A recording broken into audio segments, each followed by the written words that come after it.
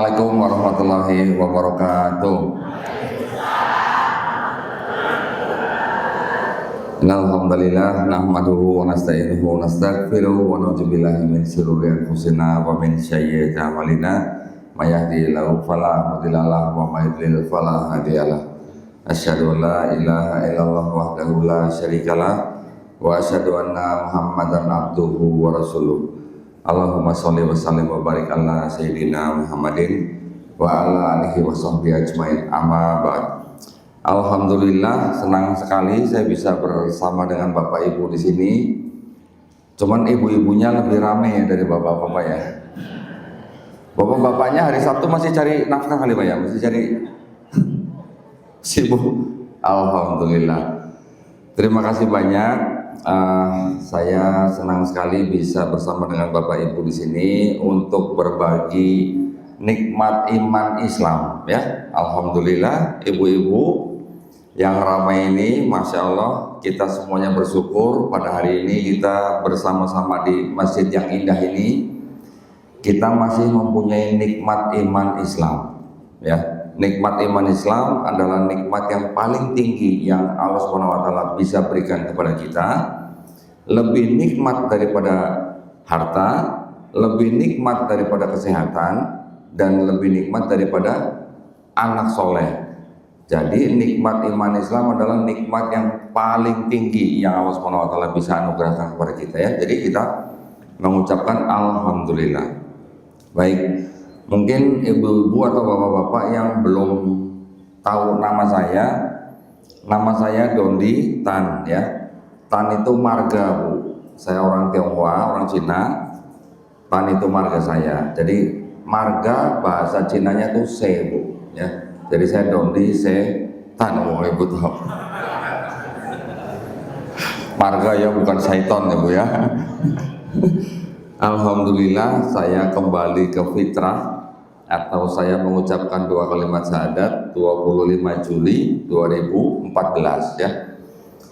Setelah beberapa tahun, tepatnya kurang lebih 7 tahun, saya mempelajari Muslim dan mempelajari Islam. Jadi ternyata ada bedanya ya. Mempelajari Muslim dan mempelajari Islam itu ternyata ada bedanya. 5 tahun saya mempelajari Muslim, saya nggak masuk Islam. Tapi ketika 2 tahun saya mempelajari Islam, saya masuk Islam. Tapi sebenarnya dibilang masuk Islam juga kurang tepat, karena ternyata setiap bayi yang lahir fitrah. Fitrah artinya apa? Muslim. Jadi ketika saya mengucapkan 2 kalimat syahadat tahun 2014, sebenarnya saya kembali kepada fitrah ya. Jadi Bapak Ibu yang sudah lahir di keluarga Islam, mungkin ya semuanya wajib bersyukur bahwa Bapak Ibu dari kecil sampai sekarang bisa memelihara la ilaha illallah di dalam hati dan bibir kita. Itu yang nikmat yang tidak bisa tergantikan dengan nikmat apapun. Jadi alhamdulillah. Baik, setelah 2014 saya mengucapkan 2 kalimat syahadat, kemudian saya bergabung dengan sebuah yayasan beberapa tahun setelahnya. Setelah mencoba berdakwah sendiri di belakang layar. Ngapain di belakang layar? Menerjemahkan video-video debat ya. Video-video debat antara orang Islam dan orang di luar Islam, terutama dari kalangan Kristen. Kenapa? Karena saya dari kalangan Kristen, sehingga ketika saya menerjemahkan video-video debat itu, saya banyak mengetahui apa yang dulu saya yakini, apa yang dulu saya pelajari, apa yang dulu saya baca di dalam kitab saya. Tapi tujuan saya waktu itu menerjemahkan video-video tersebut adalah supaya saya makin yakin dengan Islam. Supaya ketika saya ditanya oleh keluarga saya kenapa masuk Islam, saya jawabnya gampang. Dan saya bisa jawab dari 2 sisi, dari sisi Islam dan dari sisi Kristen. Ternyata setelah saya memeluk Islam dan saya mempelajari ulang agama saya yang dulu, ternyata agama saya yang dulu itu juga di dalam kitab-kitabnya masih ada kebenaran ya. Saya berani mengatakan masih ada kebenaran. Karena apa? Karena di dalam kitab-kitab saya dulu itu masih ada kalimat-kalimat tauhid, ya. Di dalam kitab saya dulu yang disebut dengan tulisannya Alkitab, saya nanti menghimbau Bapak Ibu jangan sebut Alkitab ya, sebut saja Bible gitu. Kalau orang yang baru baca kitab Kristen, mereka akan menyebut Alkitab, Taurat, Mazmur, Injil. Tetapi kalau orang yang sudah baca kitab Kristen, kemudian baca Quran dan hadis, insya Allah orang yang baca Quran dan hadis ini tidak akan menyebut kitabnya Kristen sebagai Taurat dan Injil. Kenapa? Nah, itu nanti ya kita bahas ya. Tapi dulu ketika saya mencoba mempelajari semuanya dari dua sisi, akhirnya saya menyimpulkan bahwa di dalam kitab Kristen yang saya dulu pegang itu masih ada kebenaran, tetapi apa? Tetapi bercampur dengan kebatilan. Nah, kebatilannya apa saja? Ternyata di dalamnya ada yang namanya kontradiksi. Di dalamnya juga ada yang namanya ayat sisipan atau tambahan. Kemudian di dalamnya juga ada yang namanya plagiarisme. Alhamdulillah setelah saya lama mempelajari sekian banyak, yang bertanya kepada saya kenapa masuk Islam dari keluarga saya cuman kakak perempuan saya. Saya pikir semuanya bakal nanya gitu, ternyata yang nanya cuman kakak perempuan. Yang namanya kakak adik biasanya jawab apa, bahasanya kan kalau di Jakarta lu gua gitu ya, orang Cina lagi gitu. Ngapain lu masuk Islam? Kata kakak perempuan saya. Saya jawab, gua mau ikut Yesus. Sebagai orang Kristen, dengar ada orang keluar dari Kristen masuk Islam dan dia jawabnya mau ikut Yesus, buat orang Kristen itu hal yang mengejutkan. Orang Kristen selama ini ngerasanya ikut Yesus. Lah kok tiba-tiba ada orang Kristen masuk Islam ngakunya mau ikut Yesus? Bingung dia. Bingung. Saya kasih ayat-ayatnya. Nih ayat-ayatnya. Yang Yesus lakukan begini, begini, begini. Ajarannya begini, begini, begini. Saya tanya, umat agama mana yang melakukan ini? Saya bilang. Gampang jawabnya. Umat Islam ternyata. Yesusnya di Bible. Waduh ada ibu. Masya Allah ibu. Pantesan saya pikir tadi tuh, oh kayak bapak. Alhamdulillah. Suami istri di sini bekas penatua gereja masuk Islam, alhamdulillah, masya Allah. Jadi ketika kita baca di dalam kitabnya mereka, Yesusnya di dalam kitab mereka ngapain? Diceritakan disunat, diceritakan puasa, diceritakan kalau doa sujud, diceritakan ikut hukum Taurat, nggak makan babi berarti, diceritakan meninggal di kafani. Ya, walaupun kita tidak mengimani bahwa Nabi Isa AS dibunuh dan disalib, tetapi diceritakan Yesus setelah disalib di kafani. Diceritakan lagi Yesus akikah. Diceritakan lagi Yesus dibaptis. Ini semua yang melakukan siapa? Ternyata umat Islam. Kalau Islam dibaptis nggak Pak? Ibu? Ah, tidak? Emang ibu nggak mandi junub ya? Mandi junubnya orang Islam maknanya sama dengan baptisnya orang Yahudi. Ya, baptisnya orang Yahudi itu namanya mikvah. Maknanya sama, penyucian diri. Ya, kurang lebih sama maknanya dengan mandi junub di dalam Islam atau mandi besar.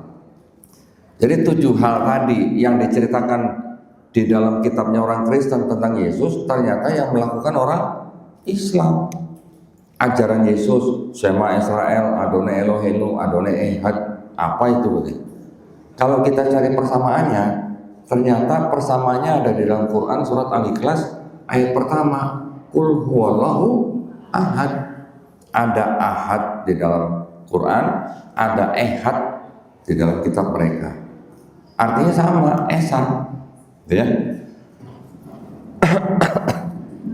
Jadi setelah kita mempelajari dengan betul, dengan baik, dengan perspektif yang netral, ternyata Yesus di dalam kitab mereka tidak pernah mengajarkan agama Kristen. Ya, tidak pernah mengajarkan agama Kristen. Mengucapkan kata Kristen saja tidak pernah. Jadi siapa dong kalau gitu yang menciptakan agama Kristen? Di sekolah zaman dulu, setahu saya ada ada ajaran begini, bahwa yang membawa agama Nasrani adalah Nabi Isa. Kira-kira betul atau salah? Nggak ada yang berani jawab. Oh, ragu-ragu kayaknya nih. Kira-kira yang betul siapa yang membawa agama Nasrani? Betul nggak yang bawa agama Nasrani itu Nabi Isa? Hah? Bukan. Siapa dong? Ibu kok tahu sih ibu nih? Ibu kayaknya kristolog ini kayaknya nih. Ternyata yang menciptakan agama Kristen adalah Paulus. Siapa Paulus? Ada yang tahu Pak? Bukan debt collector sebelah ya, bukan ya. Paulus itu adalah orang yang hidup sejaman dengan Yesus. Umurnya beda kira-kira cuma 4 tahun. Dan dia tidak pernah ketemu Yesus. Dia tidak pernah ngopi bareng Yesus. Dia yang mengajarkan, memberitakan tentang Yesus, tapi ajarannya berbeda dengan Yesus. Tapi dia mengaku melihat cahaya, mendengar suara Yesus, dan dia mengaku dia mendapatkan wahyu dari Yesus. Mengakunya mendapat wahyu dari Yesus, tapi apa yang diajarkan tidak sama dengan ajaran Yesus. Lah kok bisa begitu? Begitulah kira-kira ya. Tetapi sebelum kita bahas lebih lanjut ke situ, saya ingin memberikan disclaimernya apa? Bahwa kalau saya di depan umat Islam membicarakan agama saya yang lama, kira-kira penting apa enggak? Kira-kira penting. Nah, alhamdulillah belum semua umat Islam mau mendengarkan kajian seperti ini ya.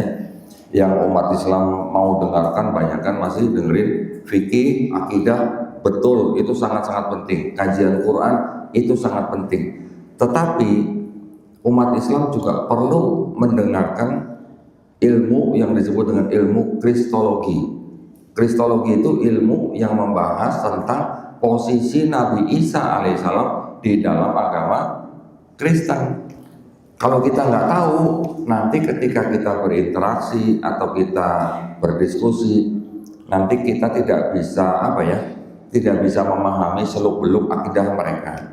Nah, kalau begitu, nanti kalau sewaktu-waktu, nah ini penting buat ibu-ibu nih, ini saya pesan buat ibu-ibu ya. Ibu-ibu ini kan yang lebih sering di rumah. Ibu-ibu ini yang lebih sering bercengkrama dengan anak-anak, mendidik anak, gitu kan, membesarkan anak. Kalau anak-anak ibu sudah cukup besar, sudah sekolah, sudah bermain medsos, nah peran ibu-ibu di situ yang sangat penting untuk apa? Menjaga iman dan akidah anak-anak ibu. Dari apa? Dari serangan-serangan, upaya-upaya pendangkalan akidah dan upaya-upaya pemurtatan. Kenapa begitu? Karena memang di agama Kristen itu memang diperintahkan untuk mencari orang masuk agama Kristen. Kalau di Islam sama nggak Pak? Disuruh mencari orang masuk Islam, Bu? Hah? Pada ragu-ragu ini. Jadi kalau Kristen itu agama misi, ya, mencari orang di luar Kristen untuk masuk agama Kristen. Ada perintahnya, ada ayatnya. Karena itu pergilah, jadikanlah semua bangsa muridku, baptislah mereka dalam nama Bapa dan Putra dan Roh Kudus. Kalau Islam agama misi bukan Bu?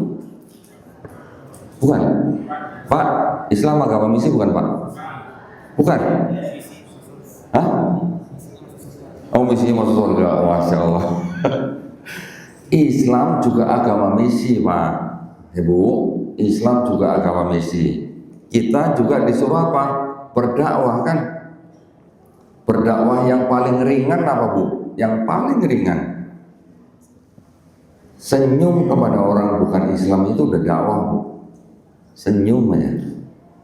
Apalagi menghilangkan rintangan di jalan, itu juga sudah dakwah. Kok dakwah cuma ngambil rintangan di jalan? Karena kalau ada orang di luar Islam melihat orang Islam menyelamatkan orang lain, itu sudah bentuk akhlak Islam yang disempurnakan. Jadi Islam juga mengajak orang di luar Islam untuk masuk Islam. Cuman bedanya, bedanya apa? Kalau di Kristen, pergilah, baptislah mereka dalam nama Bapa dan Putra dan Roh Kudus. Kalau di Islam, sampaikanlah walaupun hanya satu ayat. Itu misi kita, Bu. Dan ada lagi bedanya. Di dalam Islam kita mengenal yang namanya la ikraha fiddin. Di Islam kita juga mengenal lakum dinukum waliyadin. Di Indonesia itu ada aturan pemerintah yang mana berdasarkan Undang-Undang 1945 pasal 29 ayat 2, setiap warga negara diberikan kemerdekaan yang penuh untuk memilih dan menjalankan agama dan kepercayaan masing-masing.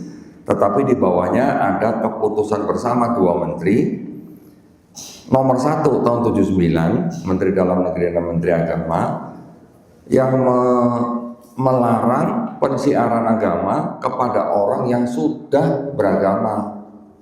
Itu aturannya.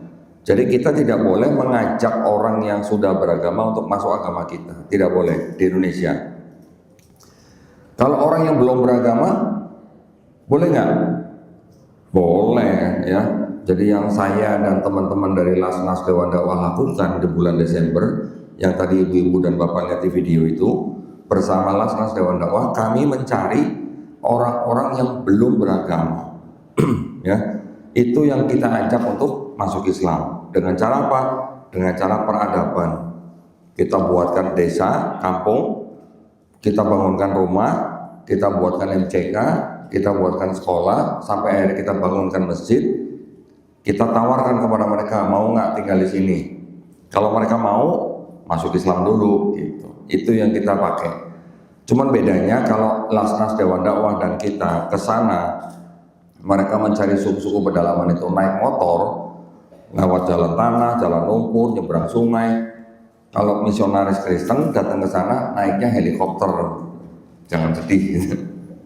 Ya, jauh beda fasilitasnya. Itulah perjuangan dari kita yang ke pedalaman. Makanya kita, kalau kita bisa ikut berkontribusi gitu ya untuk mengislamkan orang-orang di pedalaman, Bapak Ibu yang sudah berkontribusi, insya Allah semuanya dibalas dengan kebaikan ya di dunia dan akhirat. Baik, saya lanjutkan ya. Ini temanya kan Isra Mi'raj ya harusnya ya. Oke, tapi dalam hal ini saya juga ingin sharing kepada Bapak Ibu bahwa Isra Mi'raj di dalam Islam itu suatu, bisa dikatakan sebuah tradisi, bukan tradisi budaya, bukan tradisi dalam keislaman kita, bahwa Nabi Muhammad SAW pernah dibawa dari Mekah ke Baitul Maqdis, ya Yerusalem disebut dengan Isra. Dari Baitul Maqdis diangkat Allah SWT sampai ke Sidratul Muntaha, ya. Itu sebuah namanya kejadian yang tidak bisa disangkal gitu ya dalam Islam ya. Orang di luar Islam mau menyangkal itu monggo, tapi di dalam Islam kita punya tradisi tentang Isra Mi'raj, itu sebuah tradisi keislaman kita yang harus juga kita imani. Sahabat Nabi yang pertama kali mengimani Isra Mi'raj siapa, Bu? Abu Bakar As-Siddiq ya. Terus tadi kalau saya bilang itu tradisi dalam Islam, di dalam Kristen ada nggak, Bu, Isra Mi'raj? Pak, pernah dengar nggak, Pak, Isra Mi'raj? Ibu pernah dengar dalam Bible? Pak, pernah dengar Isra Mi'raj dalam Kristen? Isra-nya tidak ada. Tapi Isra-nya bisa jadi, tapi bukan itu urusannya dengan. Tapi Mi'raj-nya ada. Nah, orang yang tadi saya sebut dengan Paulus juga ternyata mengaku pernah diangkat ke langit yang ketiga di dalam Bible. Jadi itu peristiwa juga disebut Mi'raj kalau gitu ya. Itu tradisi Kristen, yaitu hak mereka gitu ya. Paulus mau mengaku mendapat wahyu dari Yesus atau siapapun, itu hak mereka. Paulus mau mengaku Mi'raj sampai ke langit ketiga, itu hak mereka juga. Di Islam, di dalam Isra Mi'raj kita mendengar, kita membaca bahwa Nabi Muhammad SAW Mi'raj sampai ke Sidratul Muntaha, melewati 7 langit, itu juga haknya ada orang-orang Islam, ya. Masing-masing menjaga tradisi dan harus saling menghormati. Kita tidak boleh mengolok-olok agama orang, kita tidak boleh menghina sesembahan orang lain, ya. Itu perintah Allah SWT di dalam Quran. Jadi maksud saya, dengan peristiwa Isra Mi'raj, walaupun sampai sekarang ilmu pengetahuan belum bisa menjelaskan, tetapi insya Allah nanti sewaktu-waktu bisa dijelaskan, ya. Kalau namanya sebuah peristiwa yang sudah melibatkan Allah Subhanahu wa Ta'ala dan malaikat-malaikatnya, dan sampai sekarang belum bisa dijelaskan oleh ilmu pengetahuan, kita sekarang perlu imani dulu. Nanti insya Allah entah 10 tahun kemudian, entah 100 tahun kemudian, entah 1 juta tahun kemudian, insya Allah akan terjawab oleh ilmu pengetahuan. Karena apa? Karena kira-kira 1000 ayat yang ada di dalam Quran kita, kurang lebih 800 ayat, kurang lebih 80%-nya sudah terbukti oleh sains zaman sekarang. Sudah terbukti. Sebut saja begitu banyak, ya. Yang 20% termasuk di dalamnya Isra Mi'raj ini belum bisa dijelaskan oleh ilmu pengetahuan. Tapi seperti tadi saya bilang, berdasarkan ilmu probabilitas, insya Allah nanti akan terbukti benar. Saya ingin mengajak Bapak Ibu dengan peristiwa Isra Mi'raj ini, walaupun belum bisa dijelaskan oleh sains, tapi saya tetap ingin mengajak Bapak Ibu untuk beriman seperti sahabat Abu Bakar radhiyallahu anhu, beriman dengan kejadian tersebut, beriman dengan diangkatnya Nabi kita Nabi Muhammad SAW sampai ke Sidratul Muntaha untuk menerima perintah apa, Bu? Sholat. Masya Allah, alhamdulillah. Awalnya Allah Subhanahu wa Ta'ala memerintahkan umat manusia untuk sholat berapa kali, Pak? 50. Sanggup nggak, Bu, kira-kira, Bu? 50 waktu. Masya Allah. Dengan rekomendasi, dengan rekomendasi Nabi Musa alaihissalam, Nabi Muhammad SAW minta keringanan, ya, dari Allah SWT untuk mengurangi dari 50 waktu menjadi 5 waktu. Dan dengan maha kebijaksanaan Allah SWT, perintah sholat dari 50 waktu menjadi 5 waktu, tetapi dengan pahala yang sama, ya. Jadi itulah bukti kemaha bijaksanaan, kemaha adilan Allah SWT, supaya kita bisa beribadah, bisa sholat 5 waktu, tapi mendapatkan pahala yang sama dengan sholat 50 waktu, ya. Nah, sekarang kita sedikit ya. Kenapa Allah Subhanahu wa Ta'ala mau memerintahkan sholat aja harus mengundang Nabi kita Muhammad SAW sampai ke Sidratul Muntaha? Kira-kira kenapa? Ketika Allah Subhanahu wa Ta'ala memerintahkan untuk zakat, turunlah ayat. Ketika Allah Subhanahu wa Ta'ala memerintahkan untuk puasa, turun ayat. Perintah untuk haji, turun ayat. Tapi kenapa perintah untuk sholat Nabi Muhammad SAW harus menghadap Allah Subhanahu wa Ta'ala? Kira-kira kenapa? Sangat-sangat penting. Itu yang paling penting, gitu ya. Kenapa perintah sholat itu harus diturunkan ketika peristiwa Isra Mi'raj? Karena perintah sholat menyuruh kita untuk apa? Bersujud. Gerakan yang paling dasar dalam sholat itu adalah selain ruku, selain duduk di antara 2 sujud, yang paling penting adalah bersujud. Ibu-ibu kalau bercanda misalnya sama teman-temannya, ditepuk bahunya, kamu gitu, marah nggak, Bu? Marah nggak, Bu? Ditepuk bahunya? Oh, enggak ya. Kalau ditepuk pahanya, marah nggak, Bu? Paha, kamu gitu, ditepuk pahanya, marah nggak, Bu? Enggak ya, marah. Oh, kalau kencang, kalau pakai sapu lidi marah ya. Tapi kalau pelan nggak marah kan? Tapi kalau kepala kita yang ditoyor gitu, kamu, marah nggak, Bu? Kenapa? Nggak sopan. Kenapa nggak sopan? Kan sama-sama anggota tubuh. Kenapa di paha tidak marah? Kenapa di bahu tidak marah? Kenapa di kepala marah? Kenapa? Karena kepala kita walaupun sama-sama anggota tubuh, tapi kepala kita adalah anggota tubuh yang paling mulia, betul Bu? Otak kita di atas ya, kecuali kalau otak kita dengkul kita ditepok marah kali ya. Itulah yang membuktikan bahwa Allah Subhanahu wa taala memerintahkan kita bersujud, karena Allah Subhanahu wa taala memerintahkan kita meletakkan bagian tubuh kita yang paling mulia di tempat yang paling rendah. Sebagai apa? Sebagai bukti penghambaan kita kepada pencipta kita. Ya, walau alam, ini adalah dari pemikiran ulama ya. Jadi kurang lebih seperti itu.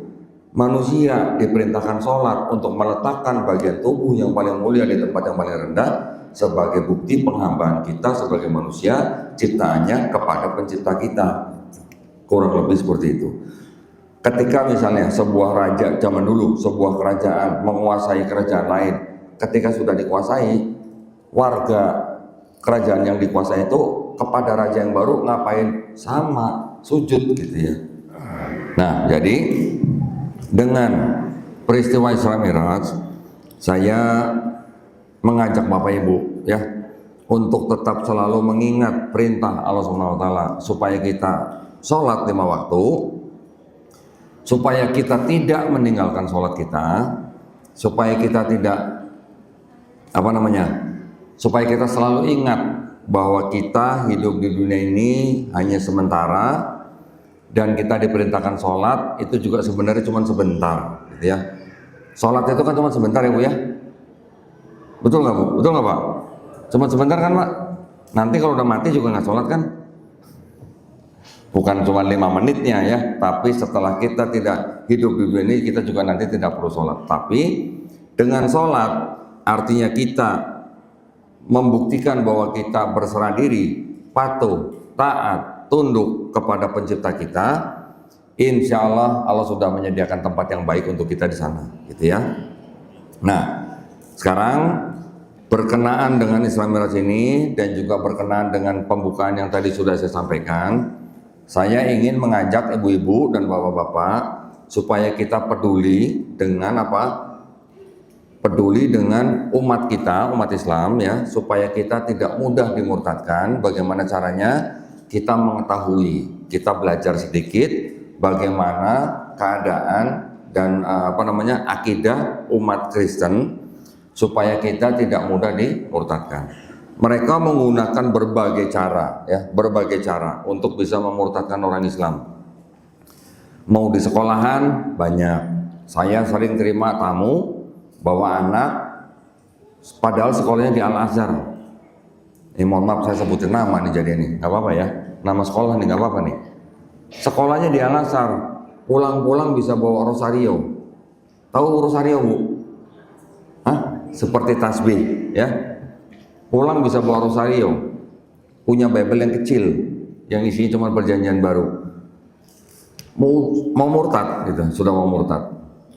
Belum lagi nanti yang lain, sering. Belum lagi nanti ada orang tua Muslim datang ke tempat saya, bawa anaknya. Orang tua ini ingin anaknya supaya mendapatkan pendidikan yang baik, dikirim ke luar negeri. Pulang-pulang murtad. Kenapa? Negaranya yang dituju salah gitu. Ngirim anak sekolah ke Perancis, ke Australia, ke Kanada, pulang-pulang pada murtad. Itu banyak ya. Saya sering melayani anak-anak yang sudah murtad, ngobrol dan sebagainya. Pak, buka Bible mereka, ada yang kembali ke Islam, ada yang tidak. Bahkan sampai ada yang sudah terikat dengan kelompok rahasia di negara itu. Ya. Sekolah atau pendidikan. Pernah juga saya kedatangan suami istri bawa anak baru masuk sekolah universitas ternama di Jakarta. Di Jakarta loh ya, cuma saya nggak usah sebut nama di sini lah. Baru masuk kuliah, belum mulai pelajaran kuliah, masih orientasi, sudah didekati oleh teman-teman sebayanya, kemudian diajak ikut acara. Ketika datang ke acara situ sudah ada pendetanya. Ada. Sampai akhirnya anak baru masuk sekolah, orang tuanya baru keluar uang kira-kira 100 juta sekian, dikeluarkan. Saking takutnya. Itu dari pendidikan. Dari kesehatan ada juga di rumah sakit tertentu, ya. Saya mungkin nggak bilang semua, tapi kebanyakan ada juga begitu di kalangan rumah sakit mereka. Ketika ada pasien yang sakaratul maut, anggota keluarga disuruh keluar, nggak boleh nunggu. Yang masuk tim mereka, nanti simsalabim tiba-tiba udah jadi Kristen. Ada yang begitu. Yayasan kami juga pernah mengutus utusan ya ke sebuah rumah sakit di Bandung. Waktu itu ada anak muda terpaksa memasukkan ibunya yang emergensi ke rumah sakit itu, rumah sakit Kristen. Dan menurut rumah sakit akhirnya dibilang ibunya harus dioperasi. Biayanya sekian. Anak muda ini tidak sanggup karena punya tunggakan BPJS. Kita utus ke sana. Ternyata anak muda itu bilang rumah sakit menawarkan operasi tanpa bayaran kalau ibu itu mau masuk Kristen. Akhirnya kita bayarkan tunggakan BPJS-nya, kita keluarkan, kita pindahkan ke rumah sakit Islam. Ada yang begitu. Belum lagi yang terang-terangan door to door, ya, datangin rumah-rumah Bapak Ibu. Selamat siang, selamat sore, kami ingin memberitahukan kabar baik, kabar keselamatan. Gitu. Ibu dulu nggak ya? Oh, enggak, alhamdulillah. Saya juga enggak Pak. Ada yang begitu ya. Sampai mereka memberikan bantuan, ada yang nanti memberikan sembako dan sebagainya. Cara-cara seperti itu sudah banyak ya. Dan kita hanya perlu waspada. Ibu-ibu mungkin belum pernah begitu, alhamdulillah. Tapi kalau kita sudah tahu duluan, kita nanti bisa menghadapi. Nah, itu yang perlu kita lakukan dan itu. Kalau kita belum pernah, alhamdulillah kita belajar dulu supaya kita tahu. Tapi kalau kita belum tahu tiba-tiba menghadapi begitu, terperangkap, itu yang repot ya. Apalagi kalau ada bencana alam. Bencana alam dulu mereka paling rajin datang duluan. Memberikan bantuan begitu banyak, memberikan penghiburan. Penghiburannya gimana? Nyanyi-nyanyi. Tapi nyanyiannya dengan nyanyian gereja, gitu ya. Nanti mengajak mereka masuk gereja.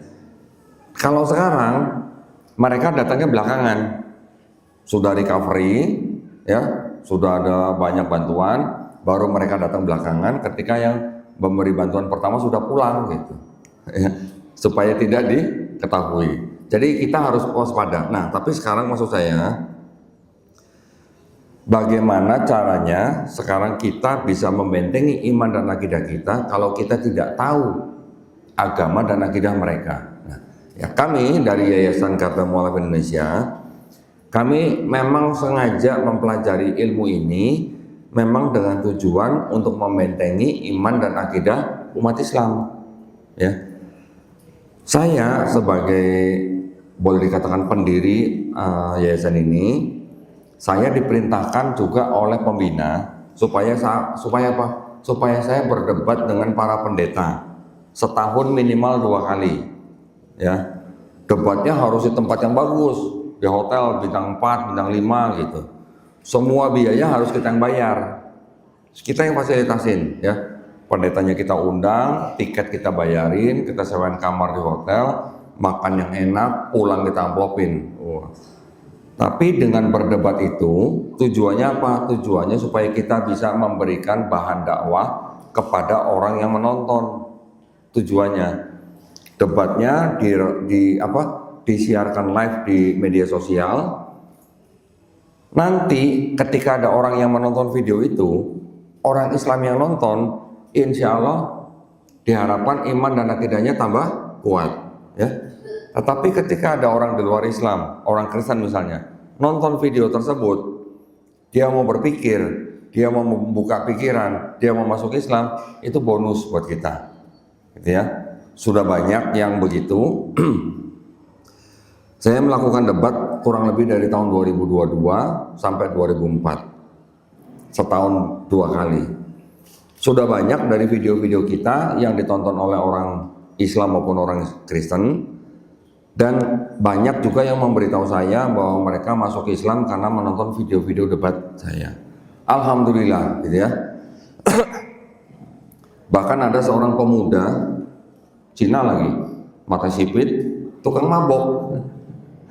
Lagi mabok, nonton video debat saya, 10 hari kemudian bersyahadat. Alhamdulillah ya, itu bonus ya buat kita ya.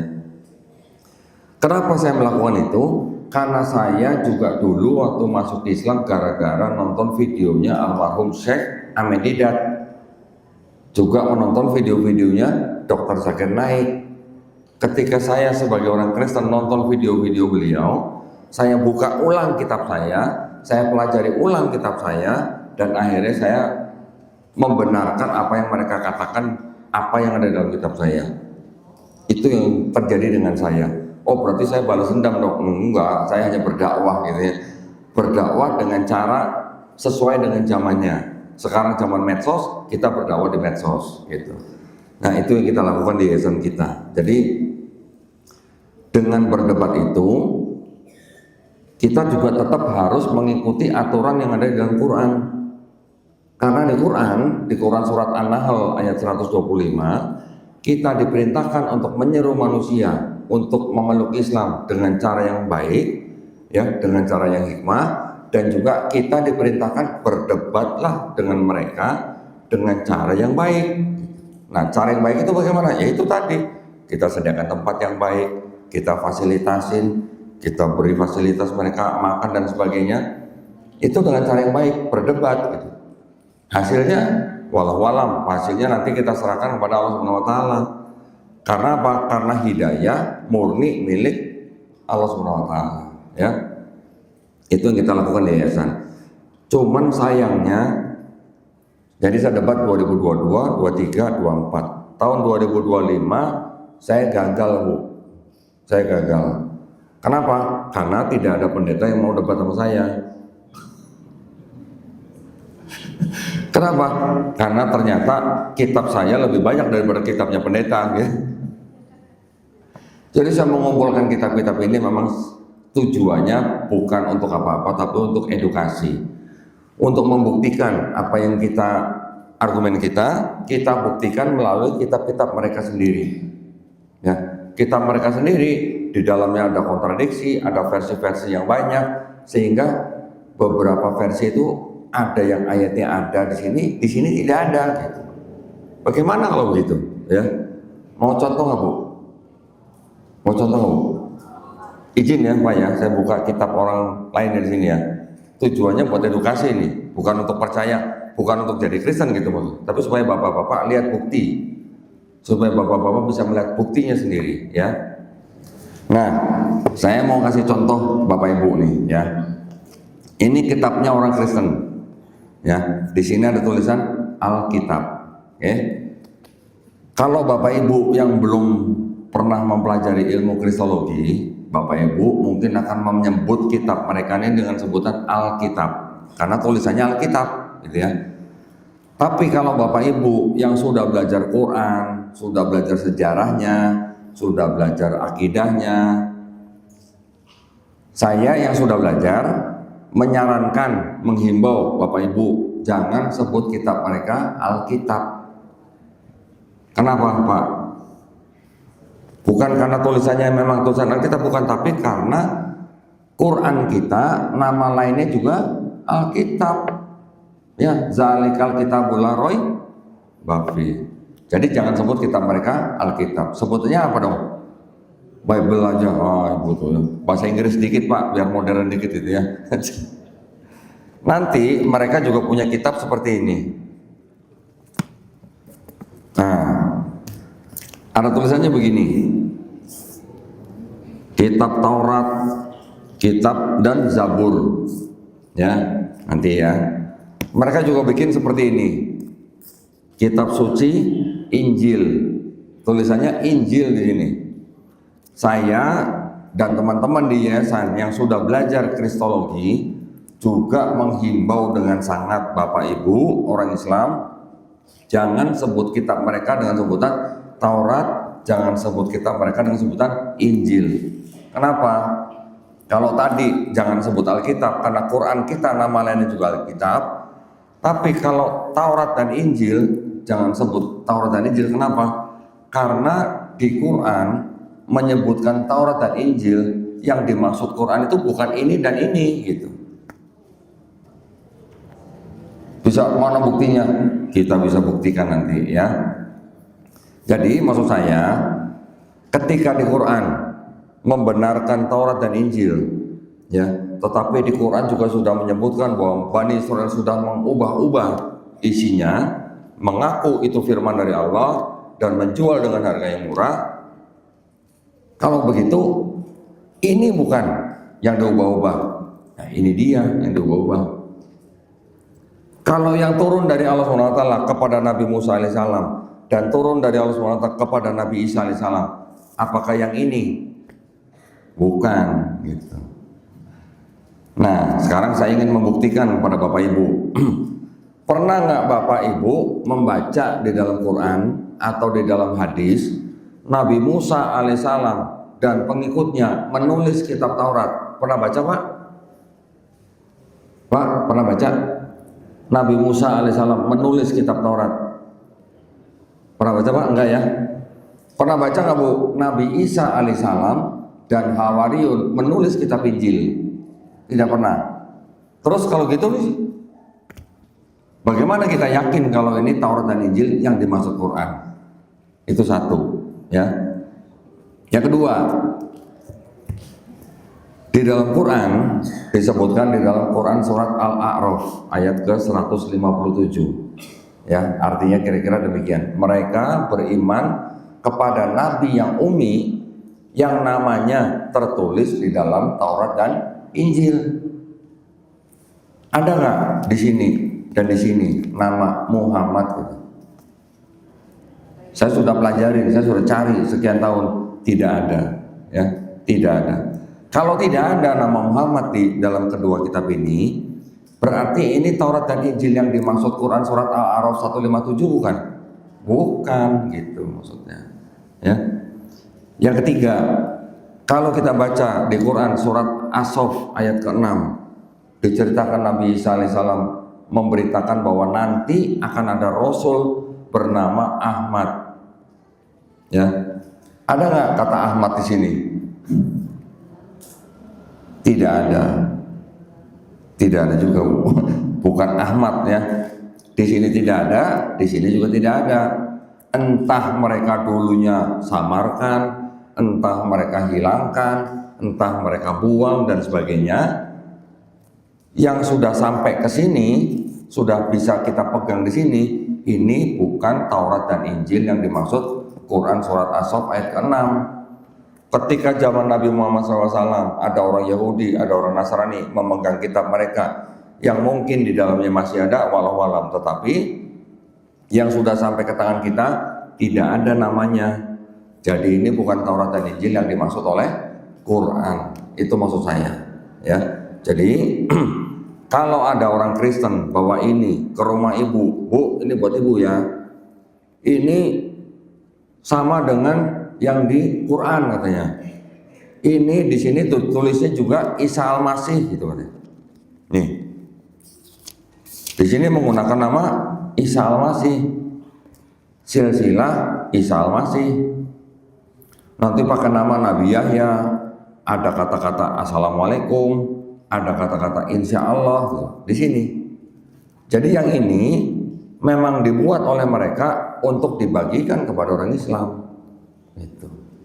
Tapi ceritanya di sini Nabi Isa yang dibunuh dan disalib. Dari situ ya.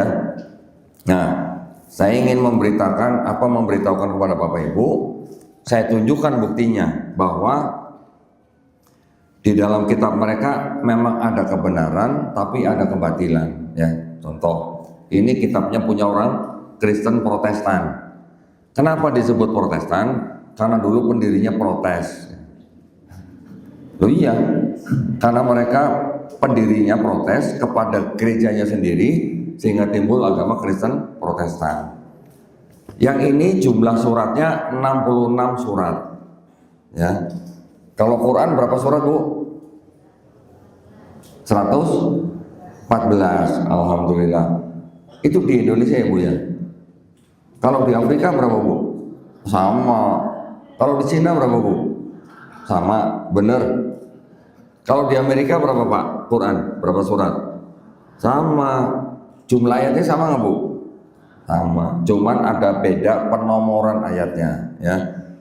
Yang ini 66 surat, yang ini punya Katolik 73 surat, beda 7 surat gitu. Kok bisa begitu? Bisa, karena yang ini protes yang ini gitu. Yang ini bilang, itu 7 bukan firman Tuhan, saya nggak mau pakai. Jadi 66 surat dari 73 ya. Sudah selesai belum Pak, Bu? Belum.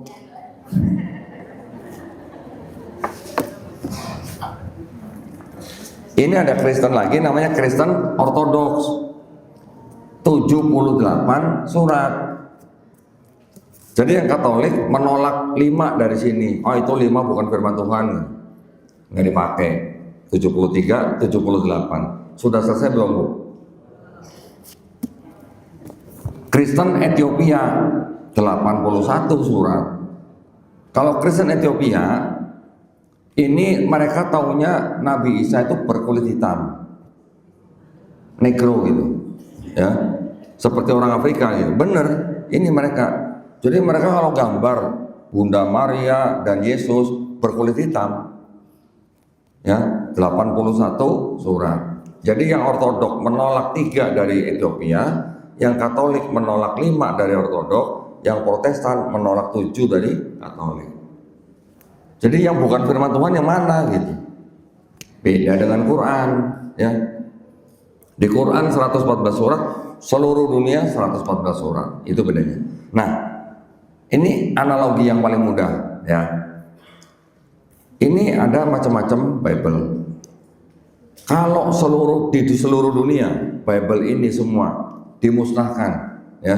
Yang hard copy, yang soft copy, semua dimusnahkan. Bakal ada lagi nggak, Bu, Pak? Kenapa? Nggak ada yang hafal. Tapi kalau Quran, seluruh mushaf Quran di seluruh dunia, yang hard copy, yang soft copy, semua dimusnahkan. Nggak sampai seminggu kali Pak, udah ada ya. Nggak sampai seminggu sudah ada lagi kalau Quran. Kenapa? Karena dihafal. Ya, jadi itu perbedaannya.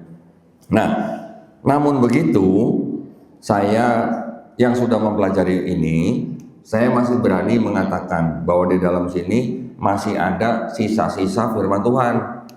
Ya, yang tadi saya bilang, ketika Yesus mengatakan Adonai Eloheinu Adonai Echad, sama dengan Qul huwallahu ahad. Yang disebutkan Yesus itu sama dengan disebutkan Nabi Musa di dalam Ulangan 6 ayat 4. Juga diceritakan di sini ada ayat Tuhan bukan manusia, Tuhan bukan anak manusia. Sama nggak, Bu, dengan lam yalid walam yulad? Ketika dikatakan tidak ada yang serupa dengan aku di seluruh bumi, sama nggak, Bu, dengan walam yakulahu kufuwan ahad? Sama ya. Ketika dikatakan di sini Tuhan yang Maha Esa itu Maha Tahu, Tuhan yang Maha Esa itu Maha Besar, sama nggak, Bu, dengan Islam? Kita juga mengetahui sama gitu ya. Tetapi di sini bercampur dengan kebatilannya bagaimana?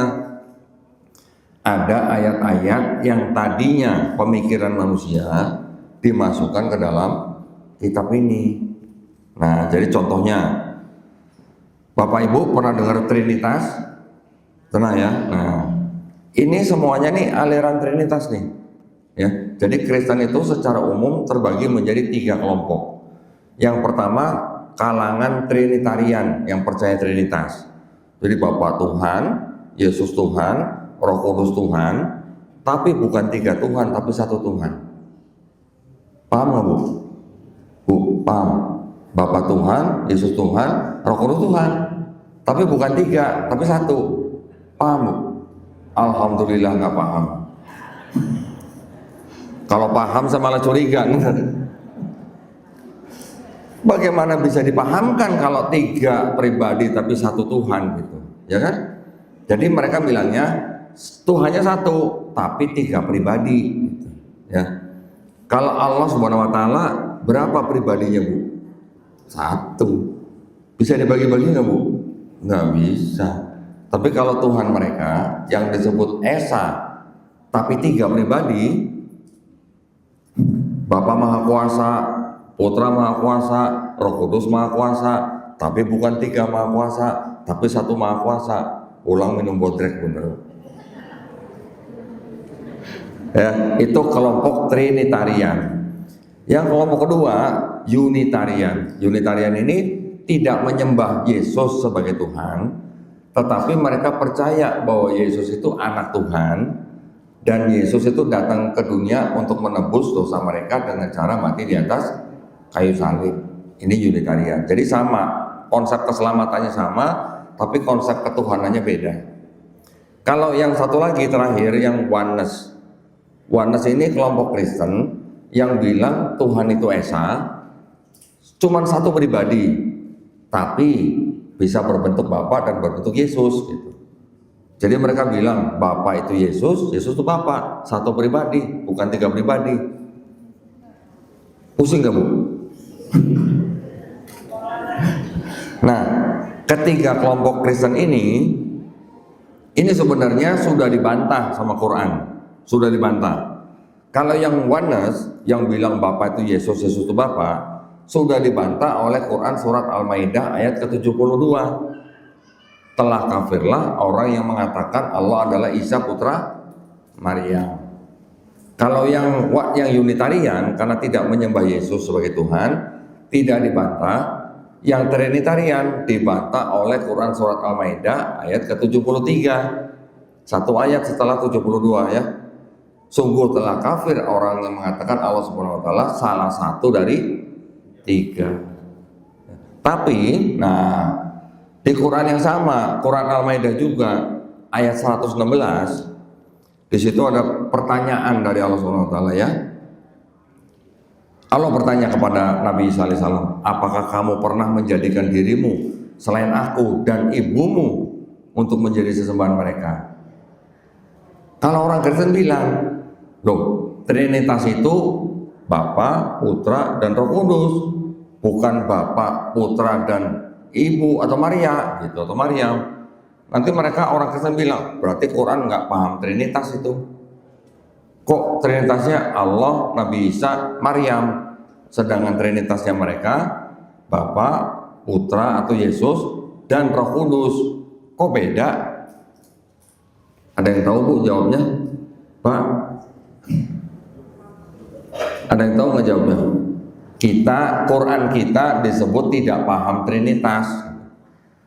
Karena Trinitas mereka tuh Bapa, Putra, Roh Kudus. Kenapa di Quran kita, Quran surat Al-Maidah 116 yang disebut 3 pribadi itu kenapa Allah SWT, Nabi Isa dan Maryam ibunya? Gimana jawabnya? Quran kita dituduh tidak paham Trinitas gitu kan.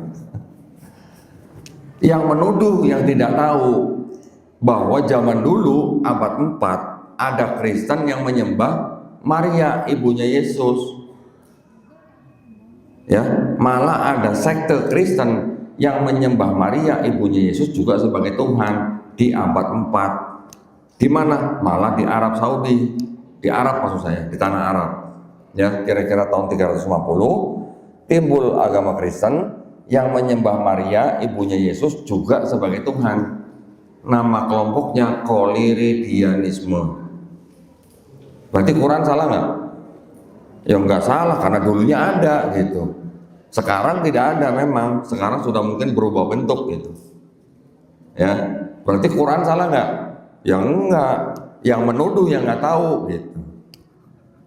Itu pentingnya belajar Kristologi. Jadi gara-gara ada Kristen yang menyembah Maria sebagai Tuhan, maka kalangan Kristen pada waktu itu yang berkuasa bikin muktamar. Waduh, namanya Konsili Efesus tahun 431 Masehi menyatakan bahwa Maria disebut sebagai Theotokos. Theotokos itu artinya apa? Bunda penghantar Tuhan ke bumi. Jadi Tuhan mau turun ke bumi harus ada yang nganter gitu. Ya, yaitu Maria. Nah, itu tadi saya memperlihatkan Bapak Ibu, dengan kondisi seperti ini kita harus sangat-sangat bersyukur ya bahwa Allah Subhanahu wa taala sudah menurunkan Quran kepada kita sebagai tuntunan hidup di dunia ini dan supaya nanti kita tahu jalan pulang. Ya, jalan pulang kemana? Ke jannah tentu saja. Dengan kita tahu kitab-kitab mereka seperti ini, tujuannya bukan kita ingin mengolok-olok agama mereka, tujuannya bukan kita mau membenci orangnya, tetapi tujuannya kalau kita paham dengan agama mereka, kitanya tidak mudah diajak oleh mereka. Itu sebagai tujuan awalnya ya.